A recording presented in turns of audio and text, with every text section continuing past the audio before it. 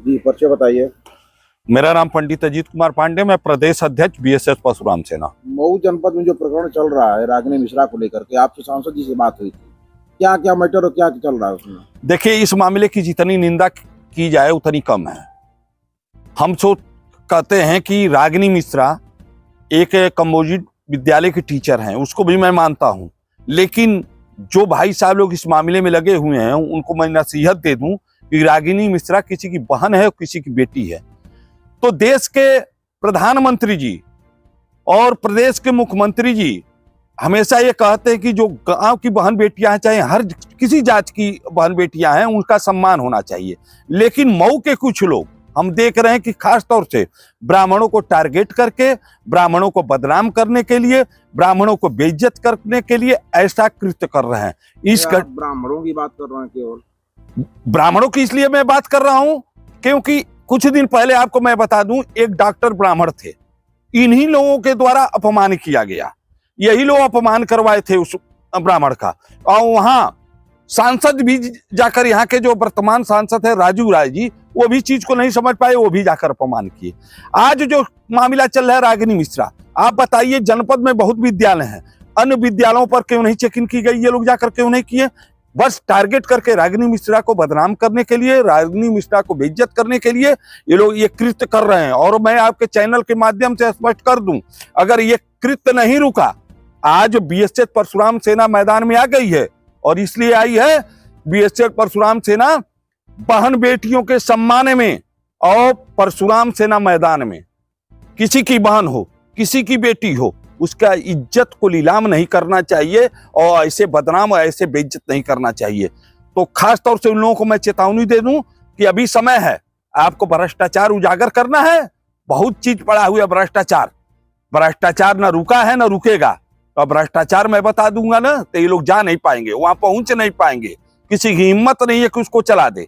लेकिन ये विगत कुछ दिनों से बस मात्र रागिनी मिश्रा, रागिनी मिश्रा, रागिनी मिश्रा, मैं देखते देखते परेशान हो गया। उसके बाद मैंने देखा कि हरिनारायण राजभर जी को उन्होंने स्पष्ट कहा है, मैं सम्मान करता हूं, एक बुजुर्ग आदमी है, और उन्होंने स्पष्ट कहा कि मेरे घर लोग आकर मुझे ऐसा ऐसा कृत्य करवाए। अरे तो आप हरिनारायण राजभर जी से बात किए, मान लीजिए सांसद जी हैं, और आप ब्राह्मण नेता भी ने भी तो आरोप लगाया है।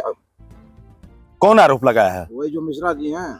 देखिए, ये जो उज्जवल मिश्रा, हरिनारायण राजभर जी, इन लोगों को गुमराह करके वहां पर ले गया गया, क्योंकि हरिनारायण राजभर जी ने स्पष्ट कहा कि भाई साहब मुझे जानकारी नहीं थी उस लड़की के बारे में, उन कथावाचक, मैंने उनको डिटेल बताया तो उन्होंने स्वीकार कर लिया। अगर आदमी माफी मांग लेता है तो जानते हैं हम ब्राह्मण है, माफ करना भी जानते हैं, हम ब्राह्मण है, माफ भी करना चाहते हैं। उज्जवल से भी बात हुई, उज्जवल ने भी कहा भैया मुझे जानकारी नहीं थी। इन्होंने एक राजनीति का षड्यंत्र रख के, भ्रष्टाचार का वो करके रागिनी मिश्रा को बदनाम करने के लिए, क्यों बदनाम करने के? क्योंकि रागिनी सेना का अगला कदम क्या होगा? अगला कदम जो होगा, अब बहन बेटी के सम्मान में परशुराम सेना मैदान में, तो हम तो मैदान में आ गए भाई साहब, अब बताएंगे।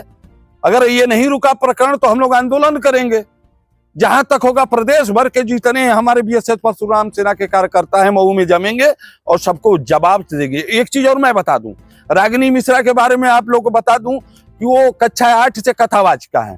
क्या राम का नाम लेना गलत है? कृष्ण का नाम लेना गलत है? शिव का नाम लेना गलत है? इन्होंने जो भी काम किया, कृत्य किया, सनातन धर्म का बदनाम करने के लिए रागिनी मिश्रा के खिलाफ ये खबर चलाकर, ये लोग सनातन विरोधी हैं, सनातन को मानने वाले नहीं है। नहीं तो रागिनी मिश्रा मधुबन में है रागिनी मिश्रा का कथा, लेकिन वो शाम को कथा कहने जाती है। अगर भ्रष्टाचार को बचाना है तो हर जगह भ्रष्टाचार खोलिए, लेकिन वो लोग नहीं जाएंगे।